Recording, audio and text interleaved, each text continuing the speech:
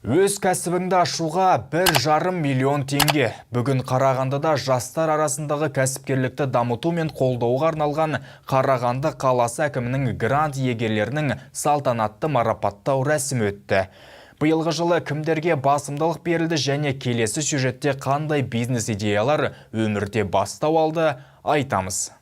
2 жылдан бері өткізіліп келе жатқан қала әкімінің қаржылай қолдауы кәсіпкерлер үшін үлкен мүмкіндікке айналды. Себебі шағын кәсіп бастап шарықтағысы келген жандар алғашқы жарна таппай жобасы жол ортада қалып жатады. Ал бұл грант үлкен мүмкіндік тудырады. Қаламыздың әлеуметтік экономикасына да оң әсер етеді.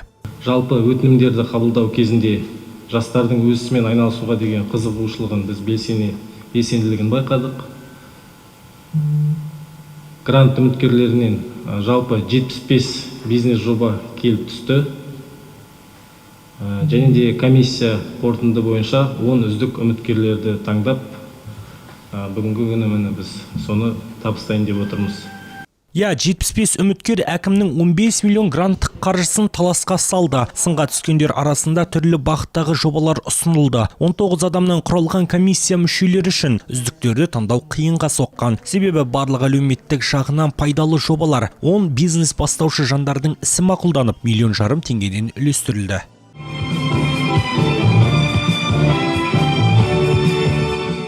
Жеңімпаздардың бірі ұлттық жоба жасап комиссия мүшелерін тәнті еткен Меруерт Абзалбек. Жас кәсіпкер дұрыс тамақтануға арналған ұлттық өнім жент жобасын даярлаған. Бүгінде қант диабеті сынды өршіп тұрған ауруларға байланысты диеталық тағамдар сұраныста. Ал бұл жент өнімі таптырмас балама. Жоба туралы идея 2 жыл бұрын ойға келген болатын. 2 жыл бойы құрамы, рецептурасы бойынша жұмыстар жүргізілді.